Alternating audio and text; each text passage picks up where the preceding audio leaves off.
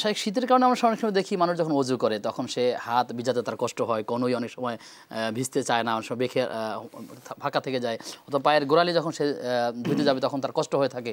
তো এই যদি অনাকাঙ্ক্ষিতভাবে অর্থাৎ সাথে বেখেয়ালবশত না ভেজে তাহলে ধলাতে হবে কিনা, আর যদি কেউ কষ্টের কারণে খেয়ালই করে না যে আসলে তার ধোয়া দরকার, এই দুই অবস্থাকে মাথায় রেখে আসলে সালাত আদায় হবে কিনা যদি বলেন।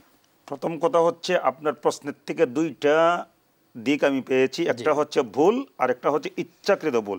বেখেয়ালবশত অর্থাৎ এটা হলো জি, যে ভুল কিন্তু আসলে কোনো মারাত্মক অপরাধ না, মানে ভুল অনিচ্ছাকৃতভাবে হয়, ইচ্ছাকৃত না। তো আমি যা বুঝতে পেরেছি, আমরা অজু করি, অজু হচ্ছে এমন একটা আমল, আল্লাহ বলছেন ইয়া আইয়ুহাল্লাযীনা আমানু ইযা কুমতুম ইলা সলাতি ফাগসিলু ওয়াজুহাকুম, যে মুমিনগণ তোমরা যখন সালাত আদায় করবা, সালাতের জন্য অবশ্যই তোমাদেরকে অজু করতে হবে।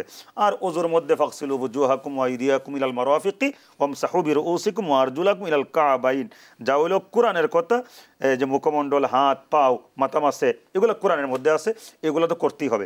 এখন এগুলো করতে যাইয়া আমাদেরকে সর্বোচ্চ সতর্কতা অবলম্বন করতে হবে যে কিঞ্চিত পরিমাণের জন্য ফাঁকা না থাকে, ডল্লা ডল্লা করতে হবে। শীতের দিন কষ্ট তো হবেই, কষ্ট ছাড়া তো মিষ্টি পাওয়া যায় না। আপনি কষ্ট করবেন, এই কষ্টের জন্যই তো আল্লাহ পাক আপনাকে জান্নাত দান করবেন।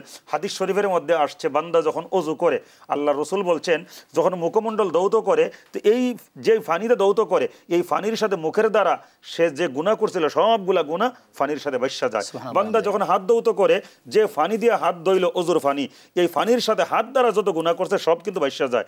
ঠিক অনুরূপভাবে মাথা, পাও, মানে ফানির সাথে বান্দার গুনাহগুলা বাইসা যায়। তো যখন বান্দা অজু করে তখন এমন একটা অবস্থা হয়, অজু করার পরে বান্দার আর কোনো গুনাহই থাকে না, সবগুলা সগীরা গুনাহ আল্লাহ পাক মাফ করে দেন। আর কবিরা গুনাহ যদি করে থাকে, এটা তো অবশ্যই তওবা ছাড়া মাফ হবে না। তাইলে যেই অজুর মাধ্যমে, যেই অজু আমাকে একদম ফ্রেশ করে দেয়, আমার মধ্যে কোনো গুনাহ থাকে না, তাহলে সেই অজুটা করার সময়ে অবশ্যই সর্বোচ্চ সতর্কতা অবলম্বন করতে হবে। কারণ আমার মধ্যে গুনাহ নাই, তার মানে জাহান্নামের সাথে আমার কোনো সম্পর্ক নাই। আমার মধ্যে গুনাহ নাই অজুর বরকতে, তার মানে আমি যাব জান্নাতের দিকে। তা আমি এমন একটা আমলের মাধ্যমে জান্নাতে যেতে পারি, আমি কেন এই গাফিলতি করব? আর হক আদায় করতে গিয়ে যদি বেখেয়ালে সে সর্বোচ্চ সতর্কতা অবলম্বন করতে গিয়ে ভুলবশত কোথাও রয়ে গেছে, সেইটা আশা করা যায় আল্লাহ পাক মাফ করে দিবেন। এটা বান্দার ইচ্ছাকৃত হবে না, অনিচ্ছা।